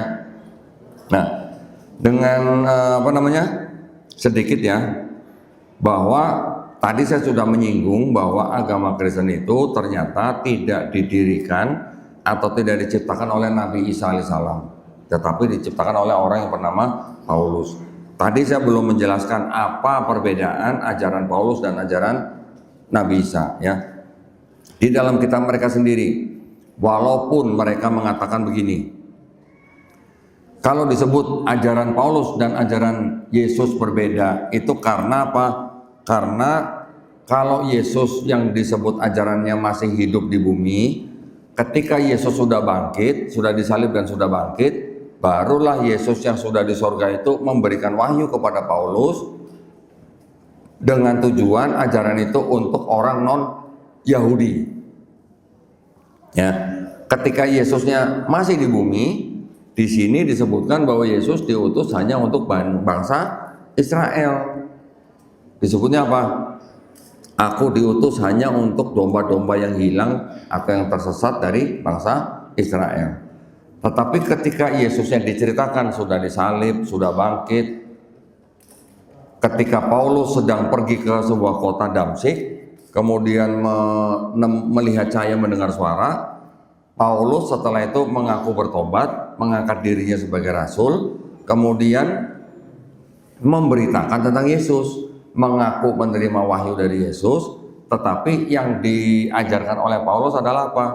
Bahwa Yesus itu untuk semua manusia, untuk semua bangsa. Ini udah beda nih. Ketika Yesus hidup di bumi, bilangnya Yesus diutus hanya untuk bangsa Israel. Tetapi ketika Yesus sudah tidak ada, Paulus bilang bahwa Yesus memberikan wahyu untuk memberitakan kepada seluruh dunia. Kontradiksi, ya kan? Ketika Yesus masih hidup, Yesus bilang, aku datang bukan untuk membatalkan hukum Taurat, ya, tetapi untuk menggenapi. Selama langit dan bumi belum lenyap, satu iota atau satu titik pun dari hukum Taurat tidak akan dihilangkan. Berarti kalau begitu, menurut Yesus, ketika masih di bumi, berarti hukum Taurat tidak akan hilang sebelum apa? Sebelum kiamat. Tapi Paulus yang mengaku mendapat wahyu dari Yesus, mengatakan bahwa Yesus yang mati sebagai manusia itu sudah membatalkan hukum Taurat. Beda nggak? Beda, gitu ya. Karena Paulus bilang hukum Taurat buat orang non Yahudi sudah batal, makanya tidak perlu sunat. Bahkan kalau sunat Kristus itu tidak berguna buat orang yang sunat, kata Paulus. Semua makanan halal, kata Paulus. Ya, karena hukum Tauratnya sudah batal. Di dalam hukum Taurat, babi itu haram. Ketika Paulus bilang Yesus yang mati di atas kayu salib sebagai manusia sudah membatalkan hukum Taurat, maka Paulus bilang semua makanan boleh dimakan asal diberkati. Beda nggak? Beda. Jadi kalau Yesus hanya khusus untuk bangsa Israel, Paulus bilang karena hukum Taurat sudah batal untuk orang non Yahudi, makanya mereka tidak perlu hukum Taurat. Tapi di hukum Taurat juga ada perpuluhan. Tahu perpuluhan, Bu? Ada yang tahu perpuluhan? Kalau Bu pasti tahu nih, Bu Yuyun nih. Perpuluhan itu zakat. Zakatnya orang Israel zaman dulu ya. Kalau zakat yang kita tahu di Islam 2,5%. Perpuluhan berapa? 10%. Nah, ini yang tidak konsisten. Ketika Paulus bilang hukum Taurat sudah batal, tapi gereja zaman sekarang masih mengut perpuluhan. Gitu. Nah, jadi ini perbedaan-perbedaan inilah yang akhirnya bisa membuktikan bahwa ternyata Kristen yang ada sekarang ini itu sebenarnya boleh dikatakan bukan pengikut Yesus. Mereka adalah pengikut Paulus tapi penyembah Yesus. Gitu ya. Ini yang penting. Paulus sebenarnya tidak mengajarkan Trinitas. Ya, sebenarnya Paulus tidak mengajarkan Trinitas. Tapi Paulus menanamkan benih bahwa Yesus itu perwujudan Allah di bumi. Itu baru benihnya aja, ya, benih-benihnya aja. Jadi ajaran Paulus, Yesus itu tidak setara dengan Bapa. Ya. Yang diajarkan Paulus ini diteruskan oleh pemuka gereja namanya Ignatius, ya, masih tidak setara. Diteruskan lagi oleh pemuka gereja lainnya namanya Tertullianus, juga belum setara. Tetapi ketika di abad keempat, pemahaman Yesus dan Bapa yang tidak setara itu dimodifikasi. Jadi Yesusnya dibikin menjadi setara dan sama-sama abadi. Bahasa Jawanya disebut co-equal, co-eternal, ya, sama-sama kekal dan setara oleh pemuka gereja di abad 4 namanya Athanasius di Konsili Nisea 325. Di situ juga belum Trinitas, masih Duinitas, karena baru Yesus dan Bapa yang dianggap punya hakikat yang sama. Tahun 381 Konsili Konstantinopel baru Roh Kudus juga dinyatakan Tuhan. Jadi dari Paulus sampai ke Konsili Konstantinopel, Paulus kalau mati kira-kira tahun 65 Masehi, Konsili Konstantinopel 381 Masehi, berapa tahun berarti? Berarti kira-kira 320 tahun berarti. Baru yang dari Paulus menjadi konsep Trinitas 300 tahunan. Nah yang ini disusunnya itu baru kira-kira tahun 397 Masehi, ya, di sebuah kota di Afrika Utara, yaitu di Kartago. 397 kalau Yesus atau Nabi Isa alaihissalam diangkat, ya, kira-kira tahun 30 Masehi, beda berapa tahun, Pak? 367 tahun bedanya, baru jadi kitab. Kalau di Quran, setelah Nabi Muhammad SAW wafat, berapa tahun Bu jadi mushaf Quran? Ada yang tahu? Pak, berapa tahun Pak mushaf Quran jadi setelah Nabi wafat? Belum, nggak ada yang tahu? Hah? Sahabat yang menulis. Pada zaman Nabi masih hidup, Quran sudah ditulis, ya, tapi masih terpencar-pencar. Yang menulis adalah sahabat-sahabat, mungkin di atas daun, pelepah, tulang dan sebagainya, tapi masih terpencar-pencar. Tapi sudah ditulis. Ketika Nabi wafat, berapa tahun jadi mushaf Quran dikumpulkan jadi satu?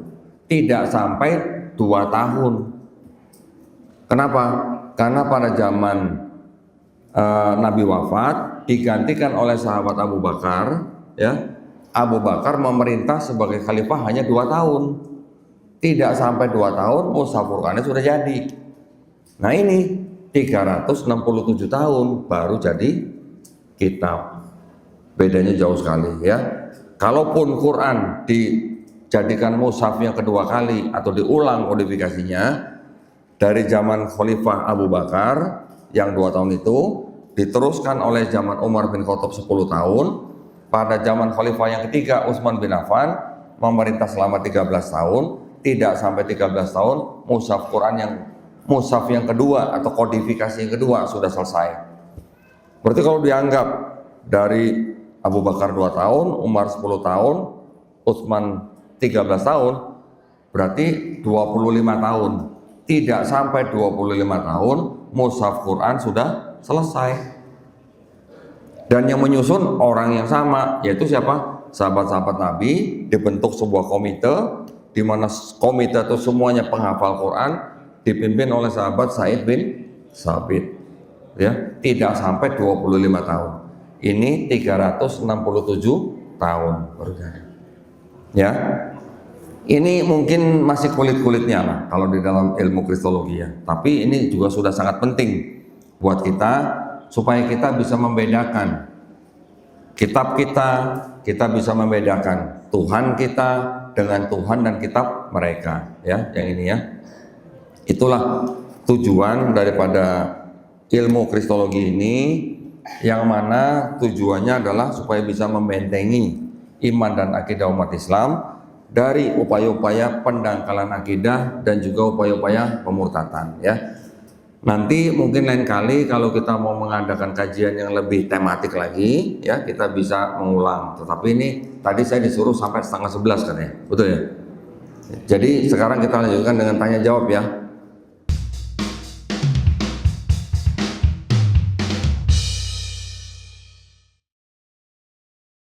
Assalamualaikum warahmatullahi wabarakatuh. Waalaikumsalam. Koh Dondi, saya sering mengikuti kajian dari Koh Dondi.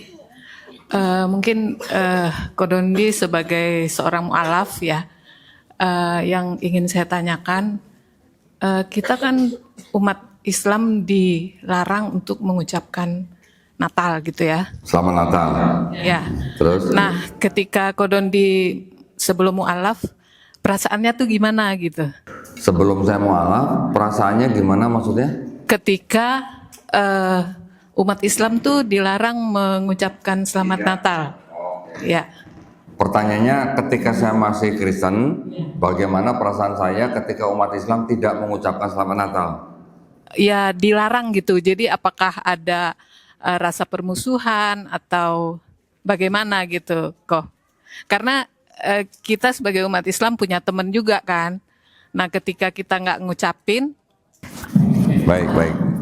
Ya, saya udah paham. Mungkin ketika Ustadz dulu masih non-Muslim, ada perasaannya seperti apa gitu. Baik. Ya. Mungkin itu aja, Koh. Makasih banyak. Assalamualaikum warahmatullahi wabarakatuh. Ketika saya masih Kristen, ketika ada teman saya yang Muslim tidak mengucapkan Selamat Natal kepada saya sih sebenarnya biasa-biasa aja, Bu. Saya yang enggak bagaimana, oh kamu enggak toleransi gimana, enggak, saya biasa aja, Bu. Waktu itu saya biasa aja. Tapi ada juga orang-orang Kristen yang mungkin merasa, oh orang Islam ini tidak toleransi karena tidak mengucapkan Selamat Natal, gitu kan. Orang-orang Kristen yang mengatakan seperti itu, boleh saya katakan mereka tidak paham betul apa itu toleransi, Bu. Ya. Jadi toleransi itu bukan harus mengucapkan hari raya mereka, bukan. Toleransi itu artinya membiarkan, Bu. Ya. Jadi kalau kita disebut toleransi, kita membiarkan mereka melakukan ibadah mereka. Kita tidak ganggu, itu namanya toleransi. Bukan berarti kita toleransi itu harus mengucapkan selamat hari raya mereka, bukan. Itu bukan begitu, Bu ya. Jadi ketika itu saya biasa-biasa aja, dan kita yang Ibu tadi maksud dilarang mengucapkan Selamat Natal kepada mereka, itu memang betul, tetapi juga ada pengecualian. Pengecualiannya begini, Bu. Pengecualiannya biasanya satu untuk pejabat, kedua untuk tempat di mana orang Islam minoritas. Itu, Bu ya. Jadi kalau misalnya di suatu negara Islamnya minoritas, di situ ada ulama yang masih membolehkan mereka mengucapkan Selamat Natal kepada rekan bisnis mereka, kepada teman mereka, tapi hanya untuk basa-basi. Ya, Bu ya. Basa-basi ini artinya apa? Kita tahu betul nih, kita tidak mengakui bahwa Nabi Isa itu adalah sebagai anak Allah gitu, enggak. Basa-basi hanya kepada mereka dalam rangka menjaga hubungan baik misalnya gitu. Ya, Bu ya. Tapi kalau di tempat negara yang Muslim Islamnya mayoritas, para ulama melarang mengucapkan Selamat Natal, gitu, Bu. Ya, dan toleransi itu membiarkan. Toleransi bukan berarti harus memberikan ucapan selamat hari raya mereka, bukan. Ya, Bu ya. Toleransi dalam Islam itu hanya dalam ranah ibadah. Ya, itu pun kalau mereka tempat beribadahnya punya perizinan yang lengkap gitu. Tapi kalau toleransi akidah boleh nggak, Bu? Nggak boleh, ya, Bu ya. Toleransi akidah tidak boleh, tidak ada toleransi akidah. Yang ada hanya toleransi ibadah, ya, Bu ya. Semoga menjawab pertanyaan. Silakan yang lain. Bapak dulu ya, Bu ya, gantian ya, Bu ya. Silakan, Pak.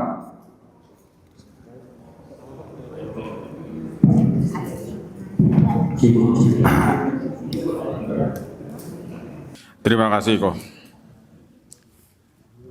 Saya pernah mendengar atau membaca ya bahwa ada seseorang, katakanlah mereka ulama gitu. Dia mengatakan bahwa, ini saya utarakan karena saya jadi bingung gitu. minta penegasan dari Ustadz Koh, mungkin bisa lebih memberikan pencerahan bagi saya. Saya pernah baca bahwa ada seseorang ulama yang mengatakan kita tuh kalau mengucapkan selamat hari Natal, apakah kita tuh murtad? Di satu pihak, apakah orang Kristen yang mengucapkan selamat hari raya Idul Fitri itu dikatakan mu'alaf? Demikian itu kok yang saya masih bingung, mana yang benar gitu. Makasih. Baik, saya paham maksudnya. Gini Pak, ada perbedaan yang esensial antara ucapan selamat Natal dan ucapan selamat Idul Fitri. Kalau ucapan selamat Natal itu kebanyakan ulama menganggap bahwa kita mengakui, ya, dianggapnya kita mengakui bahwa Allah Subhanahu wa taala punya anak. Ya walaupun mau dibilang itu anak majasi atau anak apa namanya harfiah, terlepas dari itu, tapi kalau kita mengucapkan selamat Natal dianggap kita mengakui bahwa Tuhan lahir jadi manusia, gitu Pak ya. Tapi kalau Idul Fitri Pak, Idul Fitri tidak ada hubungannya dengan iman mereka dan Islam, karena di Idul Fitri kan minal aidin wal faizin bisa. Walaupun minal aidin wal faizin itu juga hanya ada di Indonesia aja. Tetapi Idul Fitri kan perayaan setelah kita melewati puasa 1 bulan Ramadan, Pak. Bukan pernyataan memeluk Islam gitu, Pak. Ya, beda kalau mereka orang di luar Islam mengucapkan 2 kalimat syahadat. Asyhadu an la ilaha illallah wa asyhadu anna Muhammadar Rasulullah. Beda Pak, itu sudah bisa dibilang berurusan dengan akidah. Tapi kalau Idul Fitri tidak berurusan dengan akidah, gitu Pak ya. Siap. Ya, barakallahu fikum. Terima kasih Pak. Ibu yang lain? Tadi Ibu mana? Nah.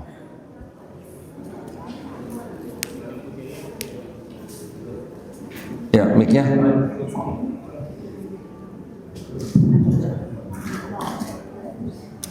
Ibu.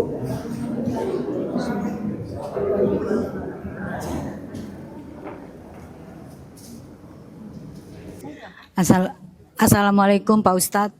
Waalaikumsalam. Pak Ustadz, sejarah Islam ini kan sebenarnya dahulu kala itu begitu gemilang ya Pak Ustadz ya. Terus di Eropa gitu Pak Ustadz. Ini sekarang ini kan kita lihat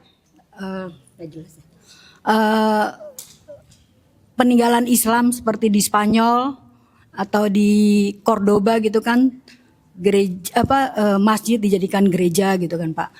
Saya hanya ingin, apakah Pak Ustadz sudah mempelajari gitu loh, apa yang menyebabkan Kristen itu bisa berkuasa di sana gitu loh Pak Ustadz. Itu untuk pelajaran buat kita yang Muslim supaya hal itu tidak terulang. Itu aja Pak Ustadz.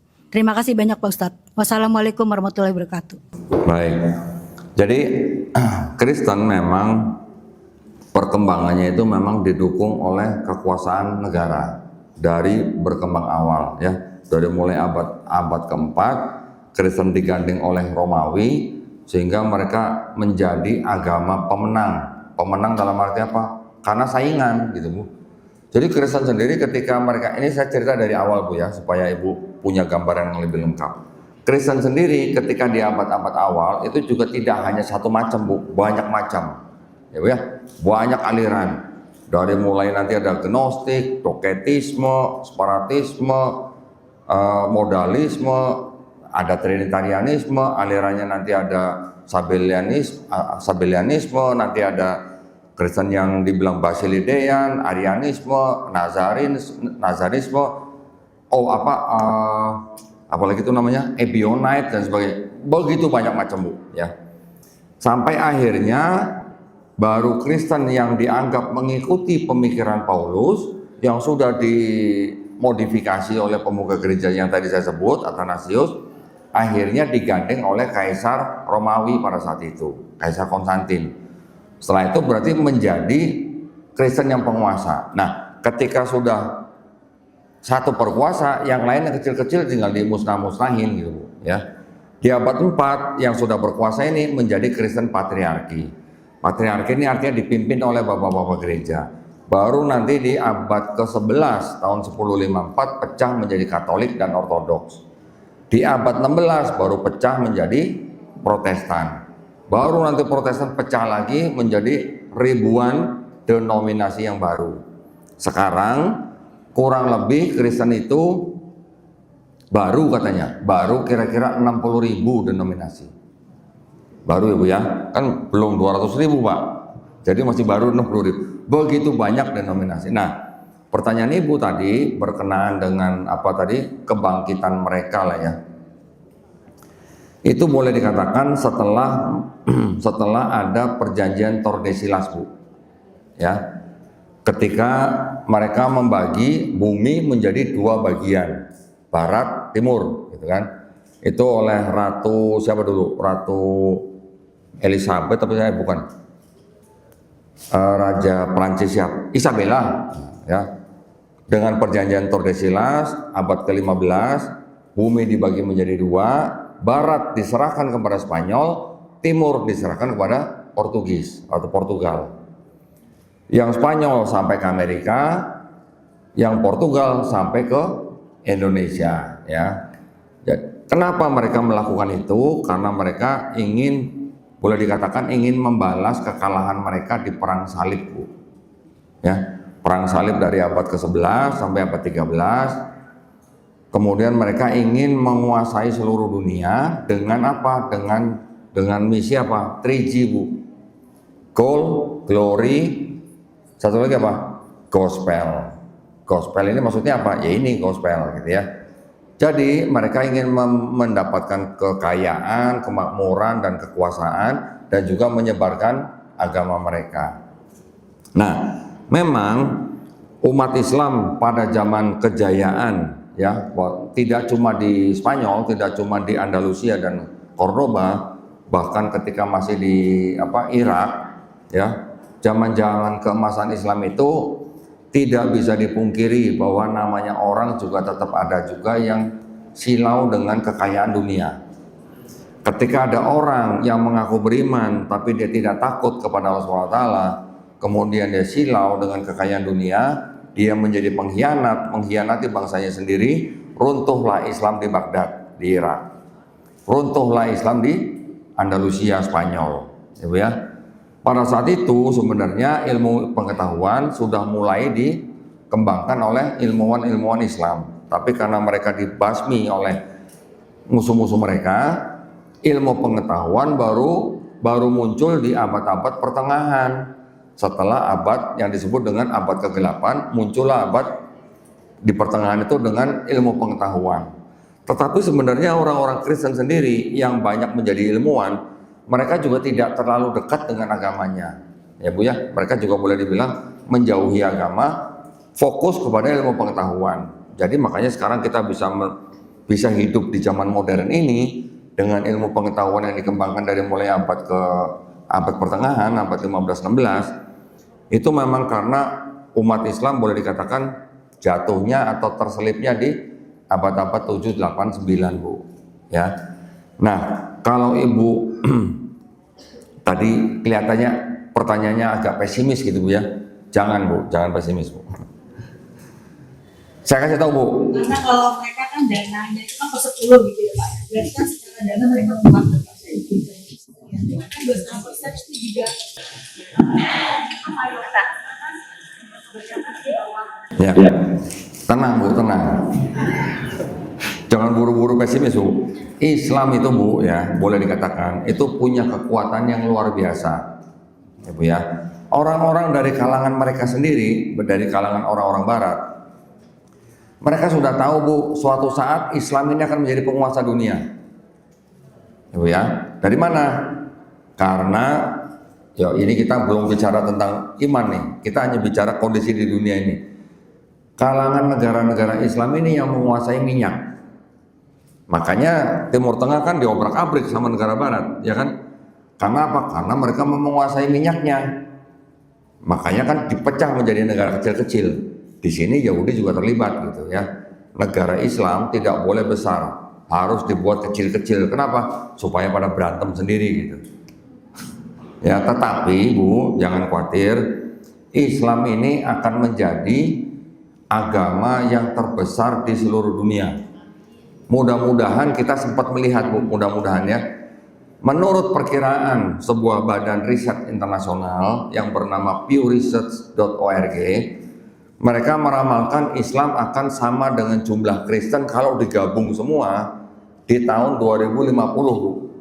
Tahun 2050 Islam dan Kristen yang digabung semua itu kurang lebih sama, bedanya paling 1-2%. Tapi diperkirakan tahun 2070 Islam akan menjadi agama yang terbesar di seluruh dunia, walaupun dibanding dengan Kristen yang digabung semua.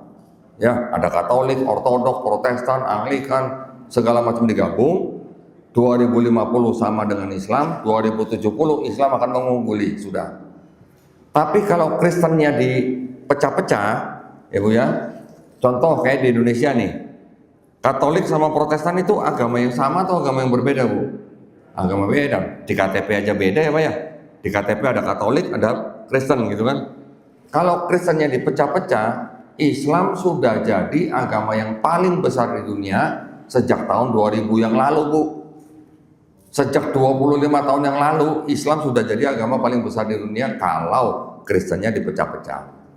Ya Bu ya. Nah, yang paling diperlukan oleh umat Islam untuk menghadapi itu apa? Ukhuwah Islamiyah. Ya, ukhuwah Islamiyah itu yang paling penting.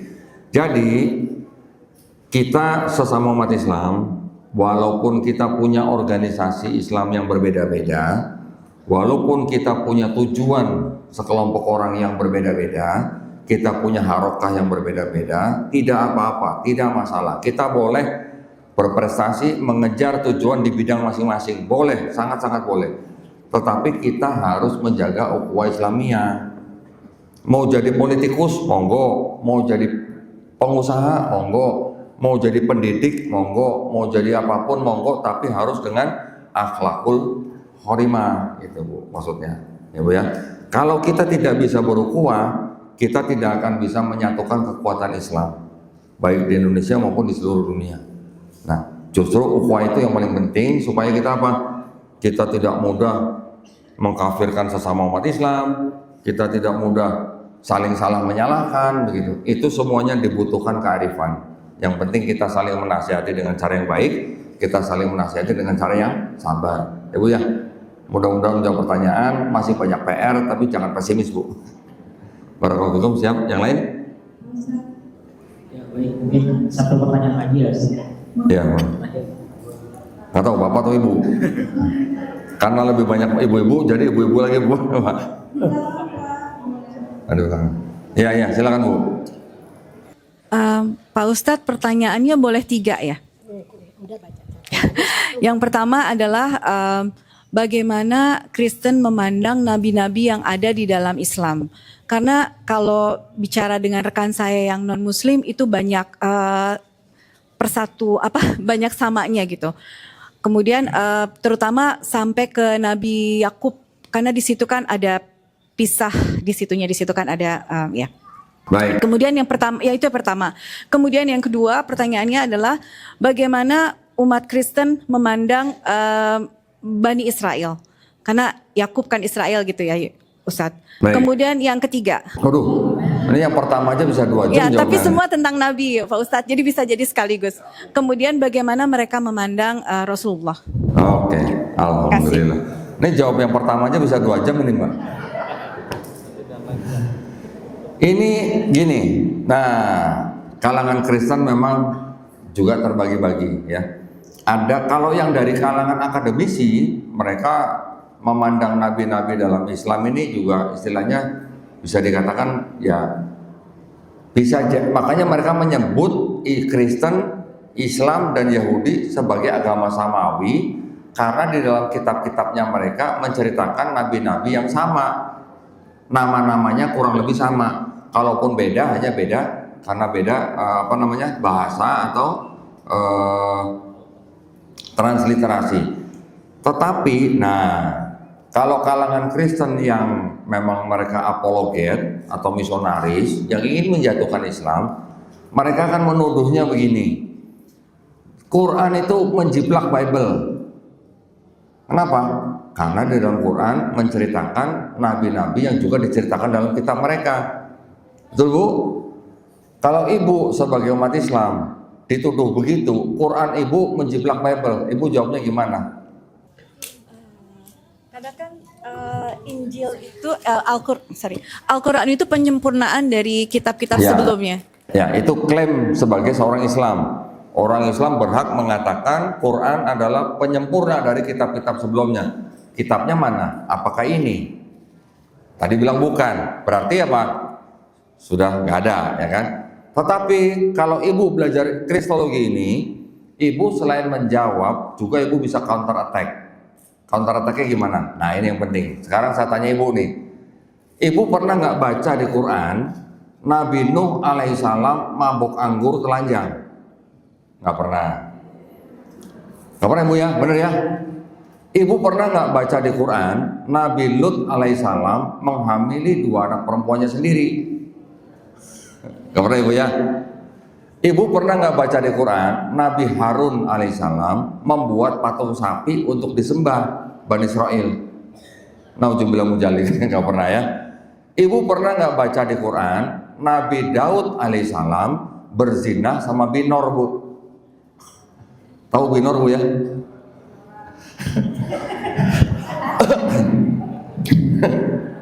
Ibu nih gaul bener deh Bu. Ibu pernah nggak baca di Quran Nabi Sulaiman alaihissalam matinya dalam keadaan musyrik?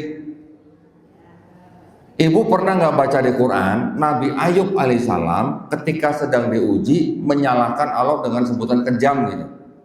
Nggak pernah. Kalau ini tidak ada di dalam Quran, bagaimana mungkin Quran disebut menjiplak Bible? Sedangkan itu semua ceritanya ada di dalam Bible. Nabi-nabi yang saya sebutkan tadi itu ceritanya ada di dalam Bible. Saya belum ngomongin cerita tentang incest, ada di sini. Cerita tentang anak nabi menggauli ibunya sendiri, ada di sini. Ya, tapi yang saya sebut ini tadi nabi-nabi, karena kan Ibu tadi nanya kan tentang nabi, gitu, ya kan? Kalau tidak ada cerita seperti itu di dalam Quran, bagaimana mungkin disebut Quran menjiplak Bible? Itu maksudnya Bu.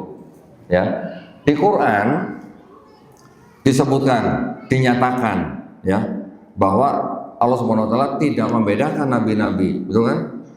Tidak membedakan sama-sama. Artinya nabi-nabi itu adalah orang-orang pilihan, orang-orang yang maksum, terbebas dari dosa. Kalaupun ada nabi-nabi yang berbuat salah, itu bukan maksiat gitu Bu. Ya, Nabi Adam alaihissalam berbuat salah, minta ampun, diampuni. Nabi Daud alaihissalam membuat kesalahan dalam membuat keputusan untuk umatnya, minta ampun, diampuni. Bahkan Nabi Muhammad SAW sendiri pun pernah ditegur di dalam Quran, ya kan? Tetapi bukan maksiat, gitu. Bukan seperti yang tadi ini gitu. Nauzubillah mujalik. Nah, itu bukti bahwa Quran tidak menjiplak Bible, ya Bu. Itu kalau belajar, kalau kita tahu kitab mereka, jawabnya begitu Bu, gampang malah. Nah, dengan pertanyaan Ibu tadi juga, bagaimana pandangan mereka tentang nabi-nabi? Oke. Berarti ini harus kajian lagi nih Pak, karena belum selesai nih. Gini Pak, ini sekilas saja Bu ya, sekilas Bu. Saya harus bisa menunjukkan kepada Ibu bahwa, aduh, ini ngambilnya agak susah nih. Nah, ini.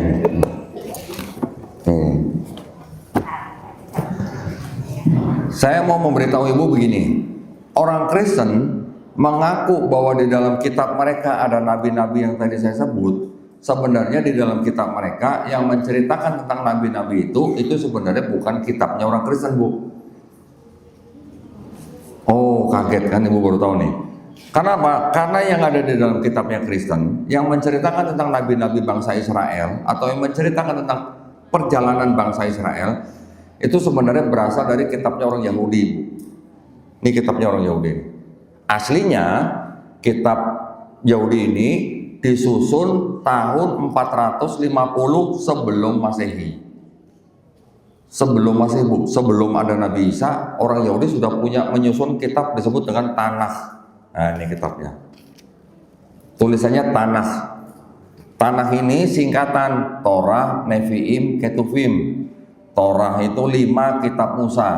Kejadian, Keluaran, Imamat, Bilangan, Ulangan. Ya, gak usah dihafalin, Pak. Yang Nevi'im, kitab nabi-nabi, Nevi kan, Yeremia, Yesaya, Yeskiel, Daniel, Hagai, Habakuk, dan sebagainya. Yang Ketuvim itu kitab tulisan orang-orang soleh atau tulisan nabi-nabi. Mazmur, nah Mazmur itu yang kita kenal dengan sebutan Zabur. Nanti ada lagi Amsal, Kidung Agung, Pengkhotbah, dan sebagainya. 3 kelompok ini disebut Tanakh.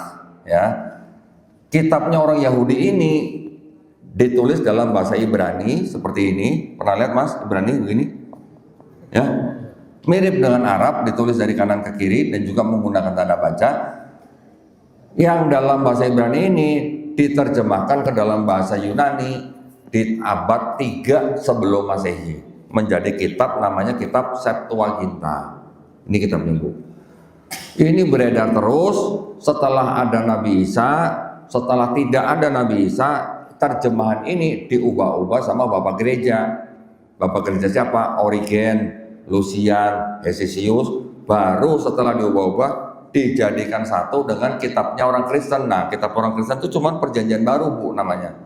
Kitab orang Kristen itu disebut Perjanjian Baru, disusun pertengahan abad pertama sampai abad kedua, kemudian dijadikan satu dengan terjemahan kitabnya orang Yahudi di abad 4 Bu, baru dijadikan satu begini. Yang terjemahan Yunaninya disebut Perjanjian Lama, yang kitabnya orang Kristen Perjanjian Baru, karena disebut Perjanjian Baru disebut jadiin satu. Inilah kitabnya orang Kristen. Jadi orang Kristen menjawab pertanyaan Ibu juga yang pertanyaan ketiga tadi. Jadi sebenarnya orang Kristen itu memandang bangsa Israel itu, orang Kristen merasa sebagai bangsa Israel secara rohani itu. Karena punya kitab yang sebenarnya bukan kitab mereka, ada di dalam kitabnya mereka, dipercaya bahwa itu adalah sebagai perjalanan bangsa Israel yang yang juga membawa keselamatan buat mereka gitu. Itu pandangan mereka, ya. Tapi ironisnya, nah ini ironisnya. Jadi ini saya bilang bisa 2 jam lagi nih. Ironisnya gini Bu, ironisnya. Orang-orang Yahudi yang punya kitab ini, ketika mereka tahu ada agama Kristen juga memang diciptakan oleh Paulus. Paulus juga orang Yahudi Bu, ya. Paulus dari orang Yahudi, dari suku Benyamin, tapi ibunya dari Tarsus Yunani, ya. Jadi ketika bait suci kedua itu ada 4 kelompok orang Yahudi.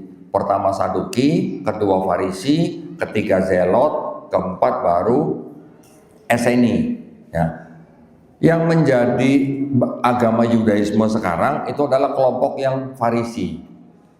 Yang menjadi kelompok Kristen itu berasal dari yang Zelot dan Eseni, tapi juga sebagian Farisi yang Paulus ini juga dari Farisi gitu. Ya. Jadi Paulus berasal dari Farisi, dianggap berkhianat gitulah, menciptakan agama Kristen gitulah. Ya. Jadi Kristen memang diciptakan dari orang Yahudi, artinya pecah dari Yahudi. Yang satu, yang Kristen ini sebenarnya terpengaruh oleh filosofinya dan budayanya Yunani Bu, gitu ya. Yunani itu apa? Ada dewa Zeus, ada Hermes. Tahu Hermes Bu? Kalau dengar Hermes langsung semangat loh ibu-ibu. Bapak-bapak hati-hati nanti kalau udah dengar Hermes. Ada dewa Hermes, dewa apa macam-macam, ada Hercules, Perseus dan sebagainya. Budaya itu yang mempengaruhi agama Kristen. Nah Bu ya, jadi kalau melihat hubungan antara Kristen dan nabi-nabi yang di kitab mereka, itu sebenarnya tidak ada hubungannya. Orang Kristen bukan keturunan Nabi Yakub, gitu.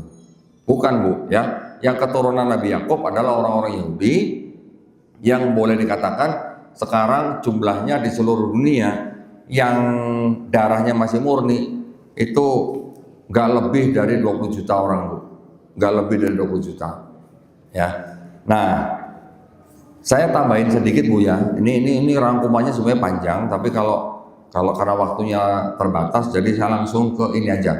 Pandangan orang Kristen terhadap Nabi Muhammad bagaimana? Perlu nggak Bu itu Bu? Perlu, sangat perlu. Karena apa? Karena setiap kali kita berinteraksi dengan mereka kan pasti kita bawa Islam, mereka bawa Kristen, mereka bawa Yesus, kita bawa Nabi Muhammad SAW, ya kan? Pandangan orang Kristen terhadap Nabi Muhammad SAW, Nabi Muhammad SAW itu dianggap sebagai nabi palsu. Ya Bu ya. Orang Yahudi terpecah nih. Orang Yahudi sebagian besar menganggap Nabi Muhammad SAW juga nabi palsu. Tapi ada kalangan orang Yahudi sedikit yang mengakui bahwa Nabi Muhammad SAW adalah seorang nabi, tapi bukan untuk bangsa Yahudi. Itu juga ada begitu Bu ya. Nah, sekarang saya ingin memberikan pandangan dari 3 agama ini Bu ya. Bagaimana Yahudi memandang Kristen dan Islam, bagaimana Kristen memandang Yahudi dan Islam, bagaimana Islam memandang Yahudi dan Kristen. Ya Bu ya, ini penting. Orang Yahudi memandang Islam itu sebagai agama yang murni monoteis. Ya Bu ya.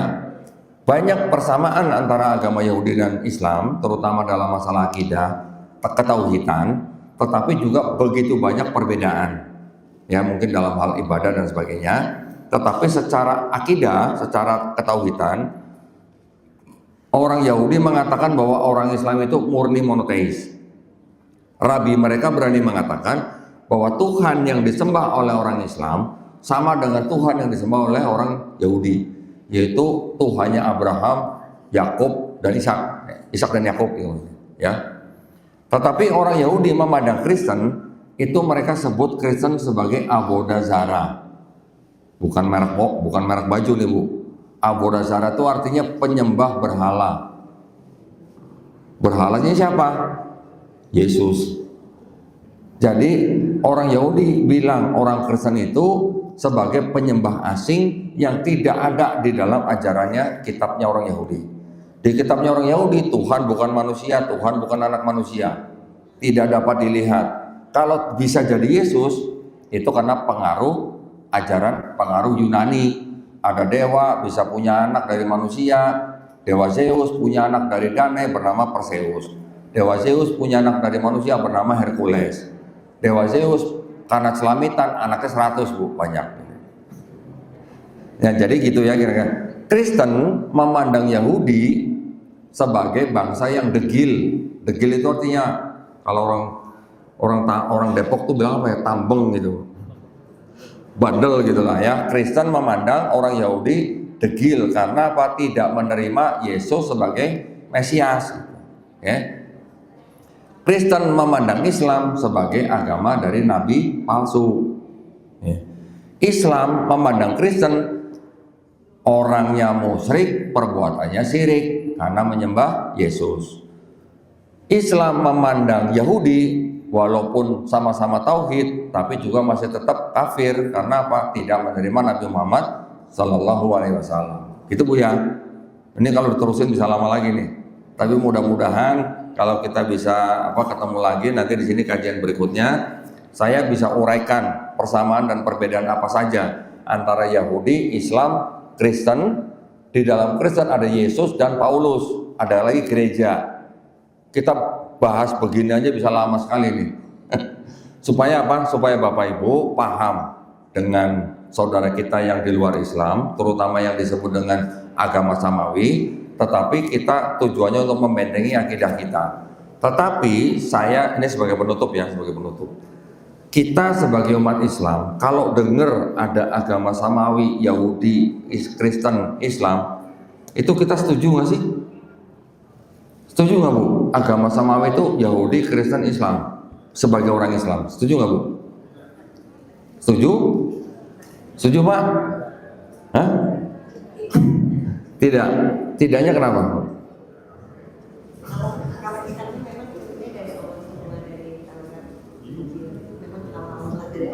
Terus?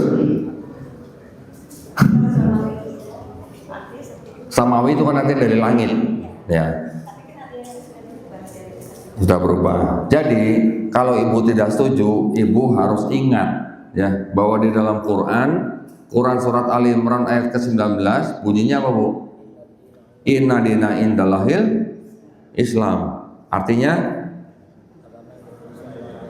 hanya Islam, yang lain tidak. Berarti agama samawi ada berapa menurut orang Islam?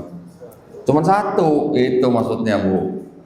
Ya, kalau orang akademisi nih, profesor di universitas bilang agama samawi ada 3, Yahudi, Kristen, Islam, ya monggo. Tapi kita sebagai orang Islam, karena kita tahu ada inna dina indallahil Islam, kita harus berani bilang bahwa agama samawi menurut kita cuma satu, Islam. Gitu. Dengan ayat itu pula, ibu-ibu kalau ditanya, Islam agama yang paling benar atau agama yang benar? Wah, kasih contekan. Yang benar. Ada yang berani bilang agama Islam paling benar? Alhamdulillah. Karena ayat inna dina indallahil Islam, kita sebagai orang Islam harus berani mengatakan bahwa Islam itu yang benar, yang lain salah. Berani nggak, Bu, ngomong gitu? Harus berani, ya. Orang agama lain juga berhak mengatakan agama mereka yang benar, yang lain salah. Tapi kan kita tidak harus bermusuhan gitu. Ya, itu poinnya. Saya berterima kasih banyak atas perhatiannya ibu-ibu, bapak-bapak. Biasanya kalau ibu-ibu kajian 40 menit sudah pada ngobrol sendiri. Tapi ibu-ibu di sini luar biasa. Sampai selesai semuanya perhatikan, Masya Allah. Baik, kalau begitu saya juga mohon maaf kalau ada salah-salah kata. Yang benar hanya dari Allah Subhanahu wa taala, ya. Kita sama-sama berdoa semoga semuanya kita sama-sama dijadikan golongan manusia yang beriman dengan apa yang sudah diturunkan Allah Subhanahu wa taala melalui rasulnya, dan insya Allah kita dijadikan golongan manusia yang menjadi saksi keesaan Allah Subhanahu wa taala. Dan kita juga sama-sama berdoa supaya kita dijauhkan dan dilindungi dari api dan asap neraka. Ya, barakallahu fikum. Wabillahi taufiq wal hidayah. Wassalamualaikum warahmatullahi wabarakatuh.